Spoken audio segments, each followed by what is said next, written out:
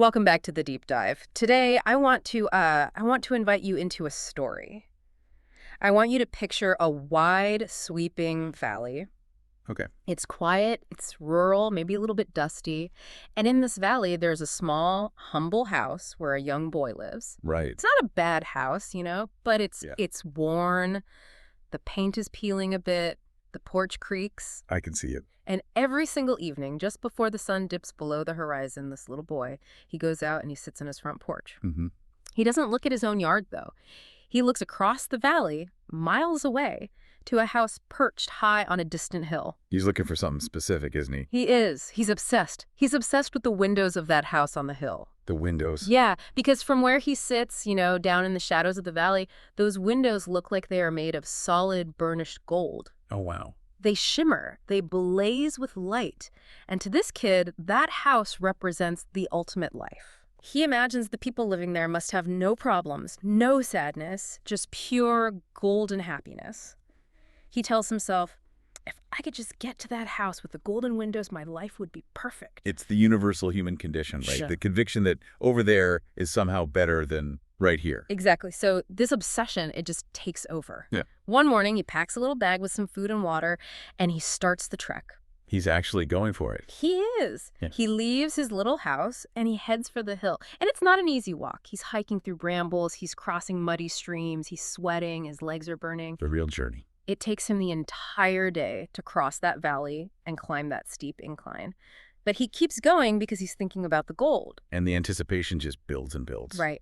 So finally, just as the sun is starting to set, he reaches the top. He's exhausted, but he's so excited, he pushes open the gate and walks up to the house. Mhm. And he stops, dead in his tracks, because up close, the house is a wreck. Oh. It's an old, broken-down barn. The roof is sagging, there are weeds everywhere, and the windows... They're not gold. They aren't gold.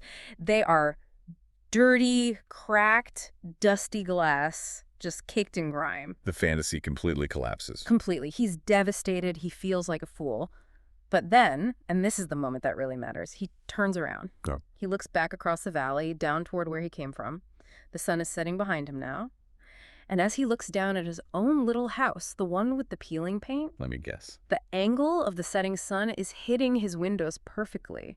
And from this distance, his own windows are blazing like solid gold. That is such a powerful image to kick us off. It's the optical illusion of the grass is greener, but literal. It really encapsulates the central theme of what we are unpacking today. It really does. That story actually opens the book we're covering, The Wealth Money Can't Buy, by Robin Sharma.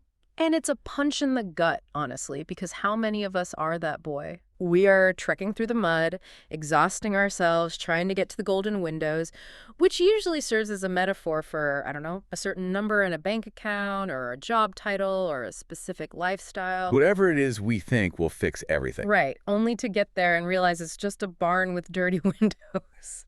And the tragedy isn't just that the destination was a disappointment. The tragedy is that while he was looking at the distant hill, he missed the fact that he already had the gold back home. He just couldn't see it because he was standing inside of it. Exactly. That's the hook for today's deep dive. We are looking at Robin Sharma's new work, The Wealth Money Can't Buy, The 8 Hidden Habits to Live Your Richest Life.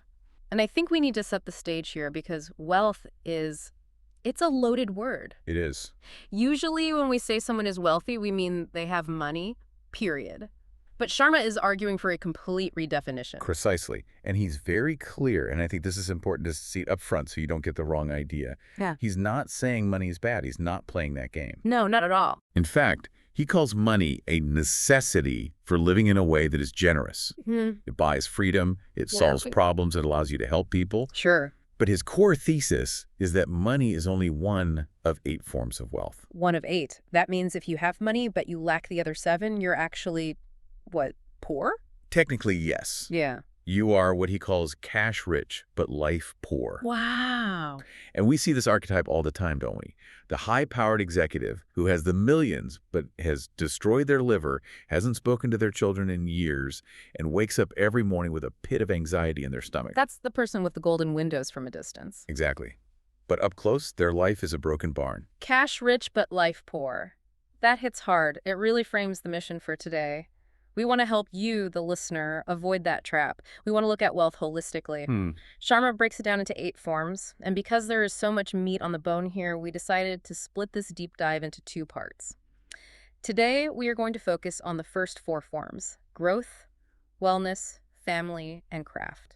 Think of this as a system upgrade for your life's operating system. I love that. We are moving from a transactional view of life, where the only scorecard is net worth, to a holistic view, where the scorecard includes your inner peace, your biology, your relationships, and your creative output.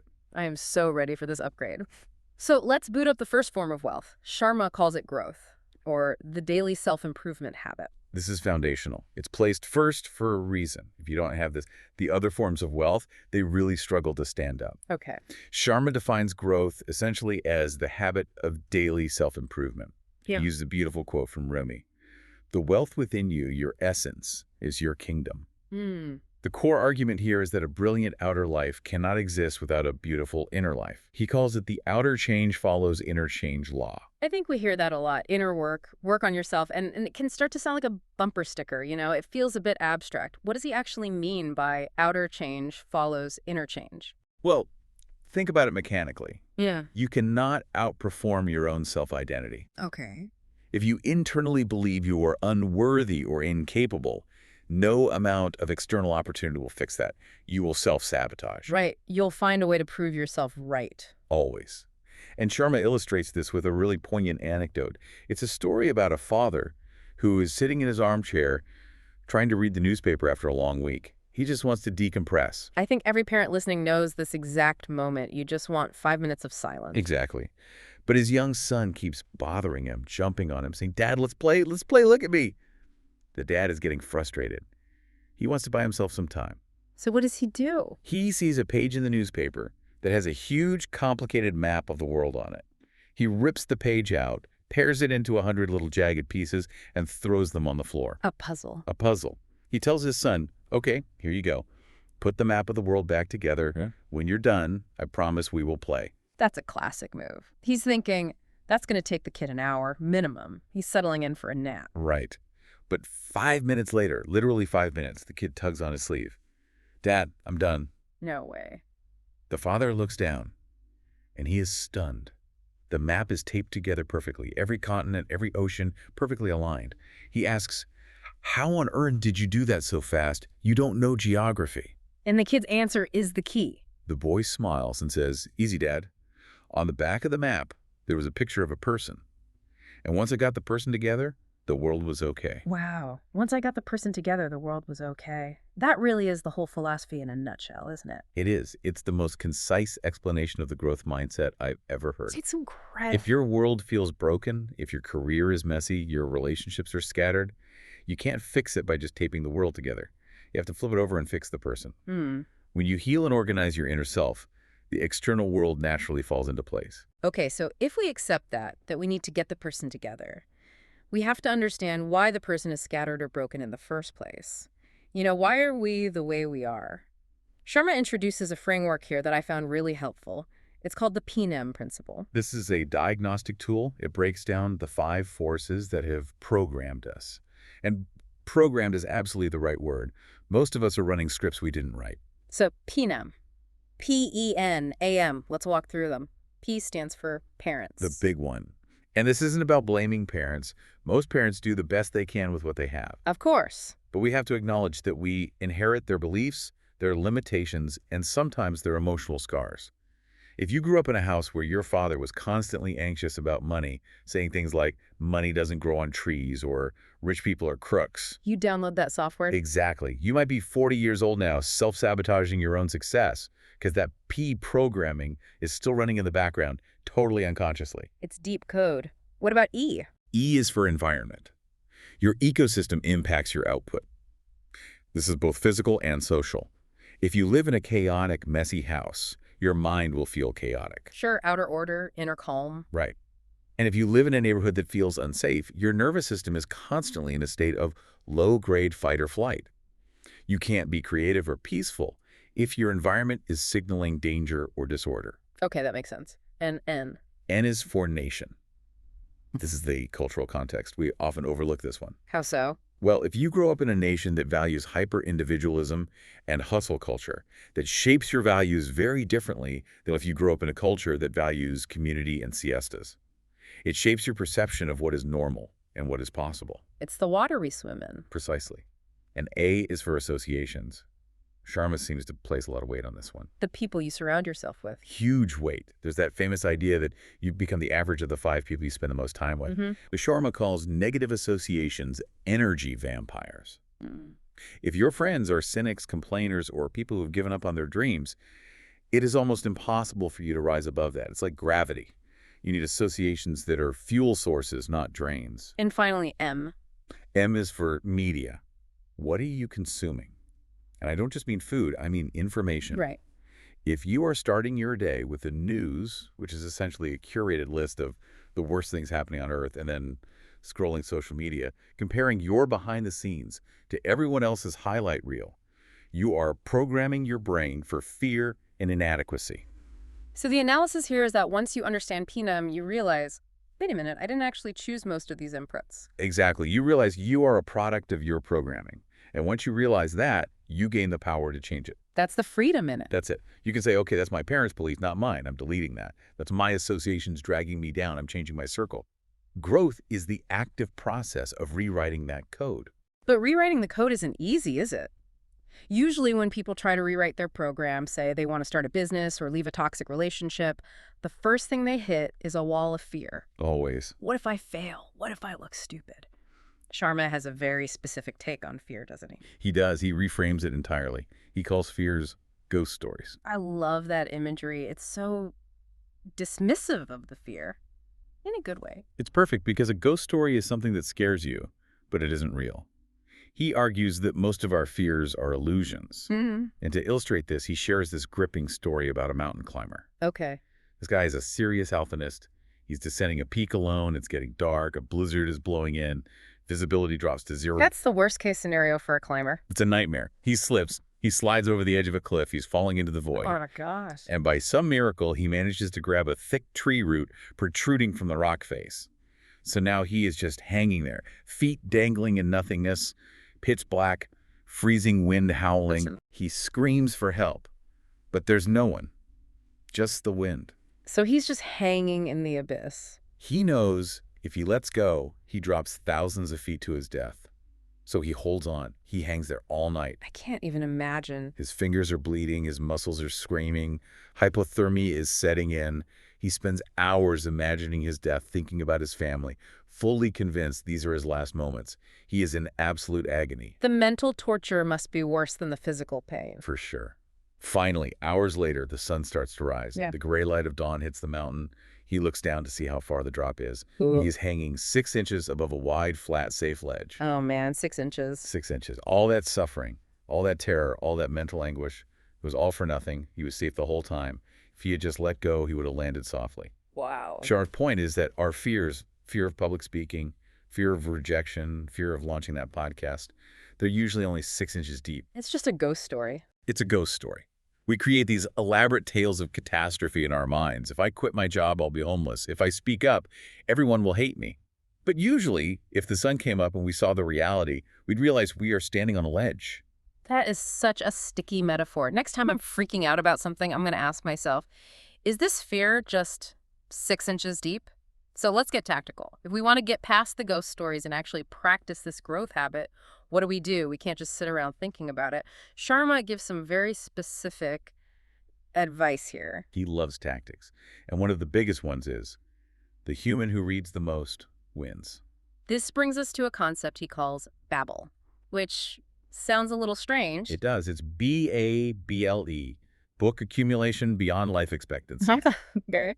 The tongue-in-cheek term for the habit of buying more books than you can possibly read before you die. I feel personally attacked by this one. My nightstand is a tower of good intentions. Me too. But he frames it positively. He says, don't feel guilty. Think of it as an anti-library. An anti-library. Yeah. You are surrounding yourself with wisdom. It keeps you humble because it reminds you of how much you don't know. But he does have a rule for the actual reading process, the 4-5-15 reading rule. This one changed how I read. I'm not even kidding. It's simple, but it's so rigorous. You read for 45 minutes deep, Focused reading, no phone, not skimming while the TV's on. Right. And this is the key, you stop. You set a timer. For the next 15 minutes, you debrief. What does that look like? You journal about what you read. You summarize the key concepts in your own words. You write down maybe 3 ways you're going to apply this to your life today. It slows you down. That was the thing for me. I wanted to just keep powering through the book. It does, but it increases retention exponentially. Consumption without integration is just entertainment. That's a great line. If you read a business book but don't stop to think about how it applies to your business, you just wasted your time. That 15 minutes turns information into knowledge. Speaking of journaling, he calls it prayer on paper, which I think is beautiful. Or a monastery for processing pain. He suggests a technique in here called the "how could this be worse" paragraph. That sounds incredibly pessimistic. Why on earth would I want to write about how things could be worse? It sounds totally counterintuitive, right? But it's a tool for building resilience. Okay, sell me on this. Let's say you lose a client. You're spiraling. This is a disaster. My business is failing. I'm a failure. He says, stop. Take out your journal and write down how it could be worse. So I'd write. Well, I could have lost all my clients, not just one. My top employee could have quit. I could be sick. My house could have burned down. Ah, I see. It's instant perspective. Exactly. It snaps you out of victim mode and straight into gratitude. It shifts the brain from my life is over to, okay, I have a problem, but I'm actually doing pretty okay. I can handle this. There are 2 other habits in this section I found really interesting. One is eat alone fairly often, and the other is worship your wounds. Let's start with eating alone. Why is that a growth habit? It sounds just lonely. It's about building self-worth. Think about it. Most people are terrified to walk into a nice restaurant, ask for a table for one, and sit there without pulling out their phone. Oh, yeah.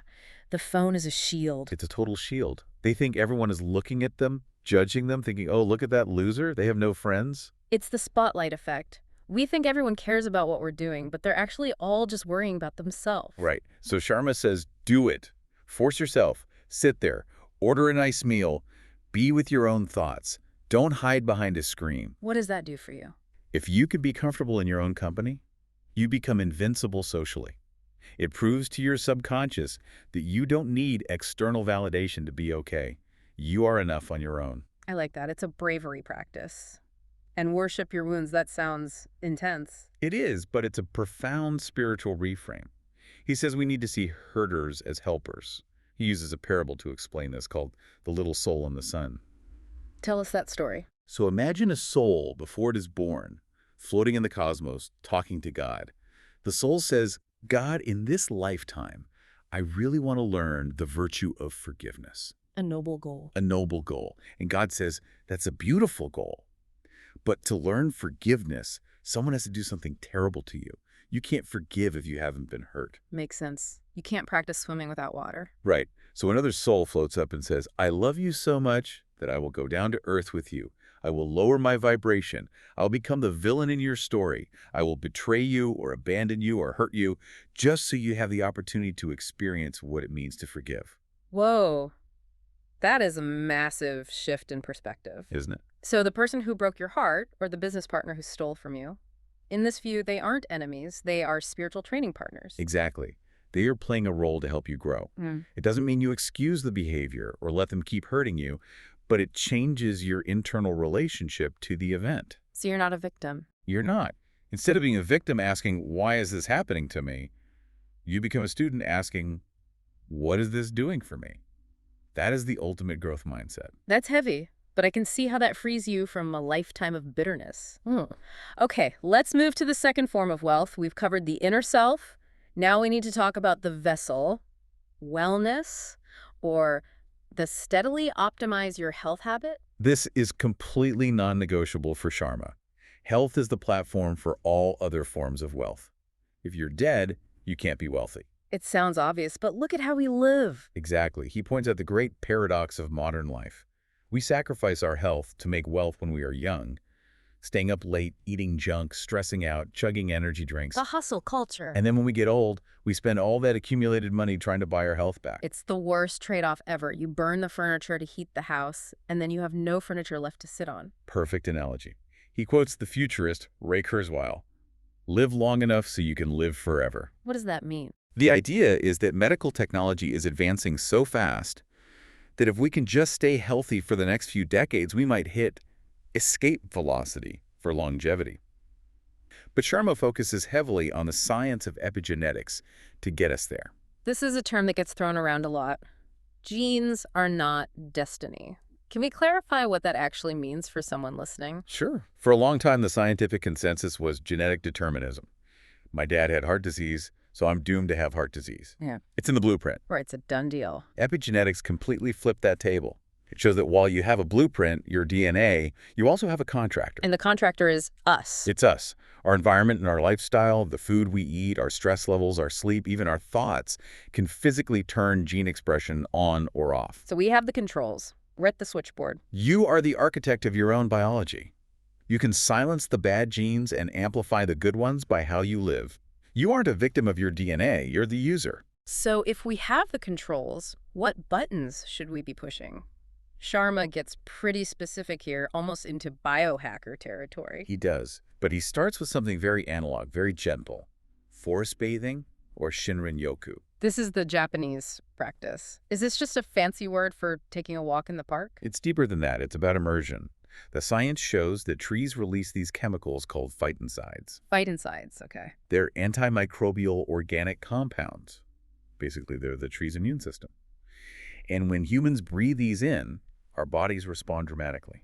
How so? It lowers cortisol levels, which is your stress hormone. It drops blood pressure. It reduces cognitive confusion.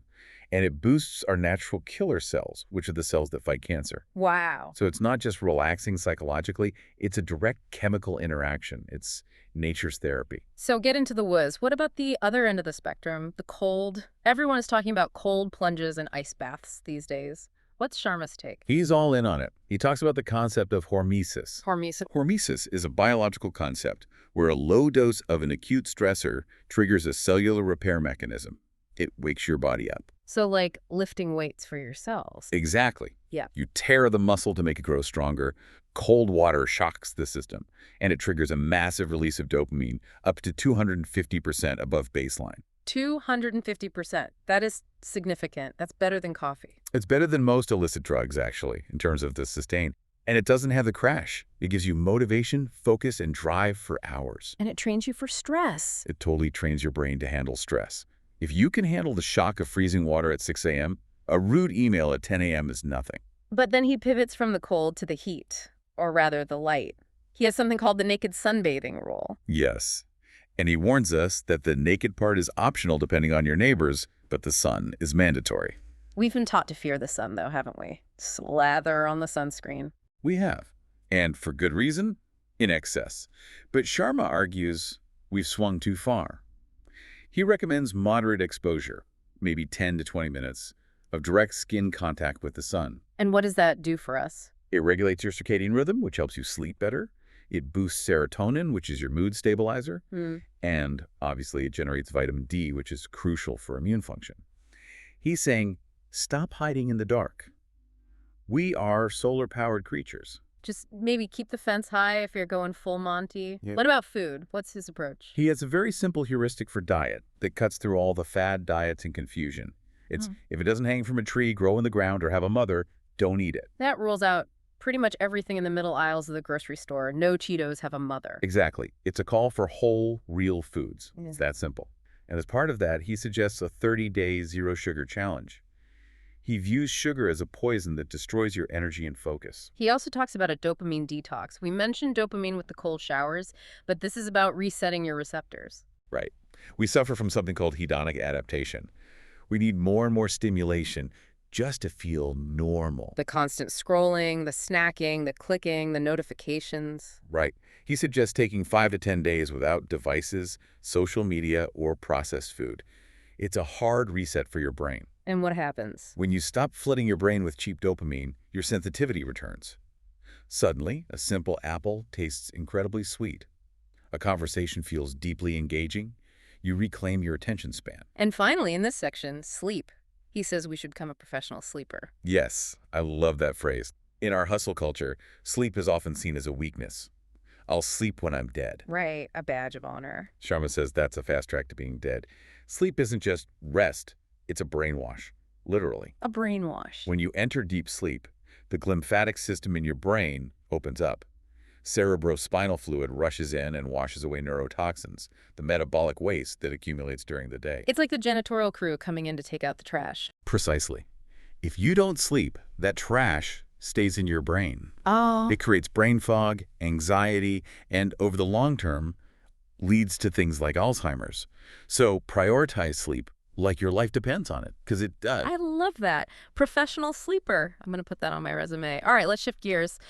We've covered the inner self with growth and the physical body with wellness. Now we move outward to the third form of wealth, family, the happy family, happy life habit. This is where the rubber meets the road emotionally. You can be fit and enlightened, but if you are lonely, you aren't wealthy. Sharma says connection is a currency. A currency. And he has this beautiful, haunting line. Love knows not its depth until the moment of parting. Meaning we don't realize how much we love someone until they're gone, or we think they might be. Exactly. We take people for granted. He talks about the love account. Every relationship is a bank account. You have to make deposits. Small acts of kindness, listening, being present, to keep the account rich. If you only make withdrawals, asking for favors, venting your stress, being critical, eventually the account goes into overdraft and the relationship collapses. He starts right at the beginning, choosing a partner. He has a specific question we should ask ourselves, the 10,000 dinners question. I love this metric. It's so practical and grounding. When you are dating someone, ask yourself, can I imagine having dinner with this person 10,000 times? I did the math on this. If you eat dinner together every single night, 10,000 dinners is roughly 27 years. It is. And think about what that means. The looks will fade. The initial spark of infatuation will settle into routine. The exciting travel might stop. So what's left? Conversation. Yeah. Just sitting across the table and eating. If you can't genuinely enjoy just talking to that person for 10,000 meals, the relationship will not survive the decades. And here he challenges a common cliche, he says. Opposites don't attract. He really goes against the grain on this one. He does. I feel like we hear that all the time in movies. I'm messy, she's neat, it works. Sharma argues that for a wealthy life, meaning a peaceful, supportive life, that's actually a recipe for friction. He says compatibility and shared values lead to peace. That makes sense. If you are opposites on fundamental things, how you spend money, how you raise kids, what you value, you spend your life explaining yourself to the other person. You're constantly negotiating reality. He says you want a partner who just gets you. Ease is undervalued. He also mentions red flags, which is a big topic. And he has a pretty tough stance. He says to practice tough love regarding the relationship itself. If it's a daily struggle, if it's hard all the time, that's a signal. But relationships are hard work, right? They take work, yes, but they shouldn't be a battlefield. If you're constantly drained, cut the connection. You cannot build a wealthy life on a foundation of relational stress. He also talks about how to nurture relationships outside of just romance. He tells a story about his mother that is just wild. The motorcycle gang story. This is one of the best anecdotes in the book. It really shows the power of the family mindset extended to the community. Okay, set the scene. So Robin's parents lived in a nice, quiet suburb. Suddenly, a motorcycle gang moves into the house down the street. We're talking loud pipes, leather vests, tough guys, partying until 4 a.m. The ultimate neighborhood nightmare. The nightmare. Everyone is terrified. They are peering through their blinds, calling the police, talking about moving. But Robin's mother. She's a force of nature. She's worried about her grandkids playing in the street with these guys tearing up and down on their bikes. So she takes action. What does she do? She doesn't call the cops. She goes into her kitchen and bakes a massive tray of homemade cookies. The universal peace offering. I love it. Then she grabs some orange traffic cones from the garage, and she marches right into the middle of the street and sets up a roadblock. Cones and cookies. This is the ultimate power move. It's amazing. The gang comes roaring down the street. They see this little old lady standing in the road with cones. They have to stop. The leader, this huge guy, kills his engine and just stares at her. I would be so nervous. But she walks right up to him, holds out the tray of cookies, and says, I made these for you, but I need you to slow down because my grandchildren play here. That could have gone so wrong. It could have. But because she treated them with dignity, because she treated them like humans, not monsters or criminals, the gang leader melted. What did he do? He took a cookie, looked at the other bikers, and said, boys, listen up. From now on, that lady's granddaughter is our granddaughter. Nobody messes with this street. No way. And just like that, the gang became the neighborhood security patrol. They waved at the kids, they kept it quiet. That's incredible. It shows that community is family, too. Yeah. And you can turn enemies into friends just by how you approach them, by extending the definition of family. Exactly. Another key concept for our close relationships is the loved one's eyeballs law. It sounds funny, but it's profound. The rule is, if something is important to your partner, it must be important to you. Even if it's not important to at all. Even if you don't care about gardening or stamp collecting or whatever, if your partner loves it, you need to honor it. You have to get behind their eyeballs to see why they care.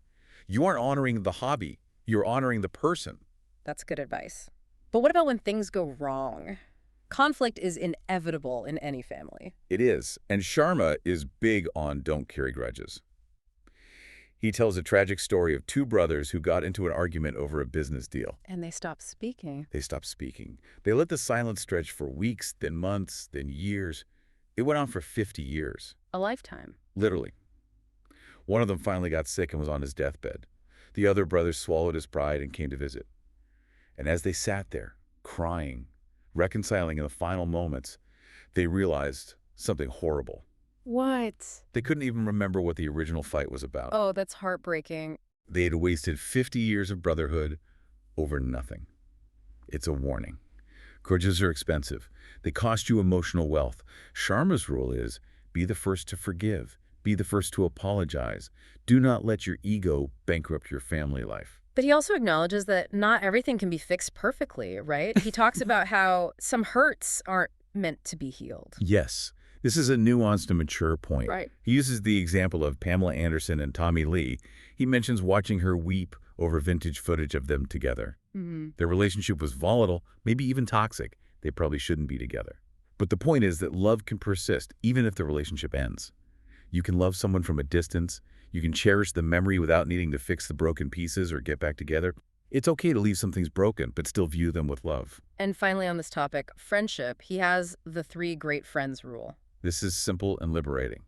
In the age of social media, we think we need 1,000 friends or followers to be loved.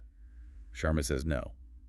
If you have 3 truly great friends, Just 3. just 3, people who know the real you, who accept your flaws, who would pick up the phone for you at 3 a.m., no questions asked, you are a rich human.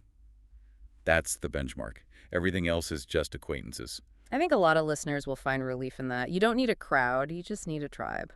Okay, let's move to the 4th form of wealth for this episode, craft. The work as a platform for purpose habit. This is where we redefine job. In our culture, work is often seen as the thing you have to do to get the money to have a life. It's a means to an end. A necessary evil for many. Right. But Sharma believes work is a form of life. It's a vehicle for expressing your genius and your helpfulness to the world. He says, hard work is great work. It gives you dignity. He opens the section with a beautiful story about a nun in a country church. Yes. He was traveling, and he wandered into this tiny, empty church in the countryside. And inside, he hears singing. He looks up, and there is a nun standing at the altar. And there's no one else there. No one else in the building. No audience. No priest. Just her.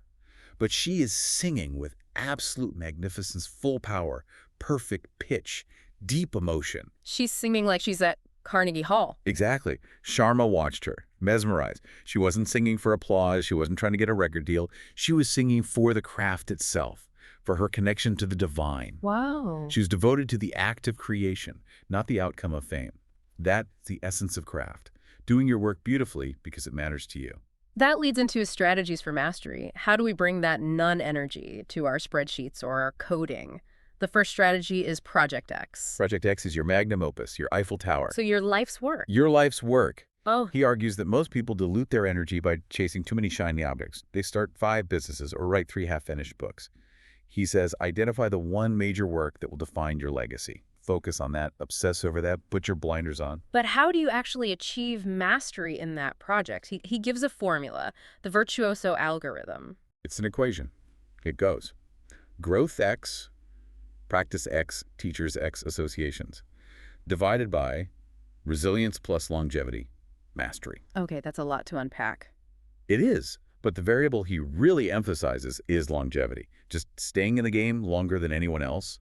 He notes that often the winner isn't the most talented person in the room. It's the most persistent. It's the one who just refused to quit, the one who outlasted the competition, the last one standing. There's also a great Steve Jobs story in this section about the no one will notice it lie. This is classic. It Up the- explains the entire Apple philosophy in one anecdote. Lay it on us. When Steve Jobs was a kid, his father was a mechanic and a craftsman. They were building a wooden fence around their house. His dad told him, "Steve, you have to sand and paint the inside of the fence just as well as the outside." The side facing the house, the side nobody walking by would ever see. Exactly. And Steve, being a kid, asked why. Nobody will know. And his dad looked at him and said, "But we will know." But we will know, that's integrity. That's it. Integrity is what you do when no one is watching. Sharma applies this to Apple. Jobs insisted the inside of the Mac computers, the circuit boards that users would never see because the case was sealed, had to be beautiful, Just for the sake of it. just because they would know. That attention to detail, that refusal to compromise even on the unseen, is what creates a wealthy craft. It signals to your own subconscious that you care about excellence. He also talks about the environment you work in. He mentioned something called Goldeneye. Goldeneye was the name of Ian Fleming's estate in Jamaica where he wrote the James Bond novels. I see. Fleming didn't write in a busy office with phones ringing. He went to a sanctuary. He had a specific desk, a specific view. Sharma quotes the artist Basquiat. "All medicine men live in caves," meaning you need a physical sanctuary for deep work. You can't reach a flow state in a distracted, noisy, open-plan office. You need your own Goldeneye.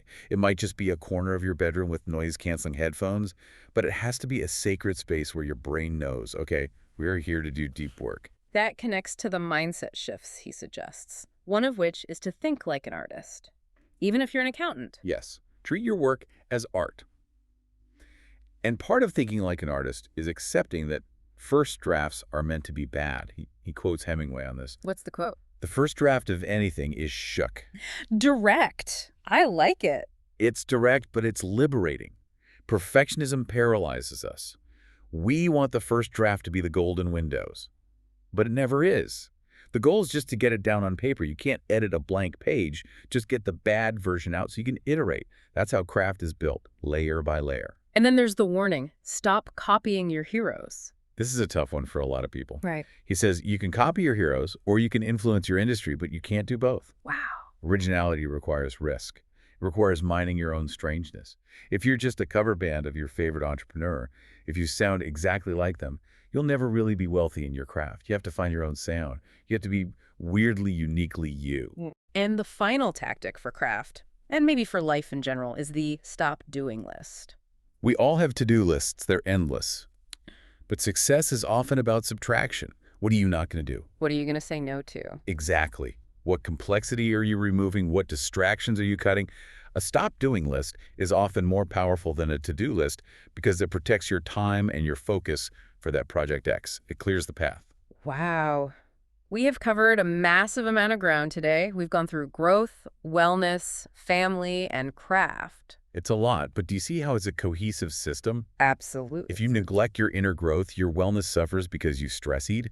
If your wellness suffers, you don't have the energy to show up for your family. If your family life is in shambles, your craft will likely lack depth or purpose because you're distracted by the chaos at home.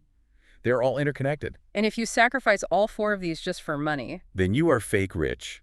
You have the golden windows from a distance, but up close it's just a broken barn. You have the cash, but you don't have the life. I want to end with a provocative thought that Sharma brings up. It's about a man named Eugene O'Kelly. This is a story that really stays with you. Eugene O'Kelly was a titan. He was the CEO of KPMG, one of the biggest accounting firms in the world. He had it all. By every conventional metric, he had it all. The money, the power, the status. He had won the game. Then, at age 53, he went to the doctor for some routine tests. And the news was bad. Terminal brain cancer. Late stage.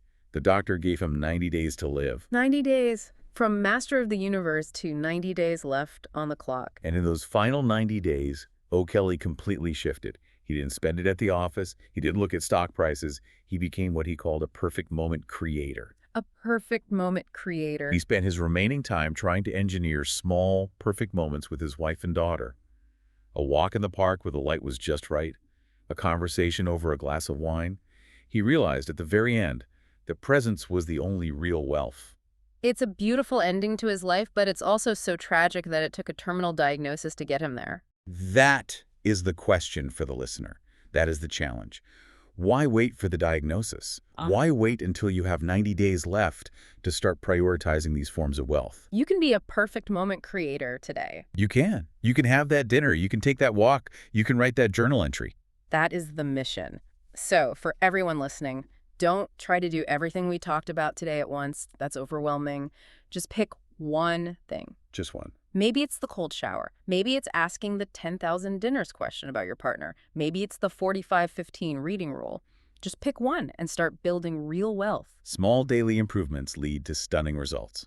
That's it for part 1 of our deep dive into the wealth money can't buy. We'll be back soon with the next 4 forms of wealth. Until then, stop trekking toward the distant hill. Polish your own windows. Thanks for listening. Take care.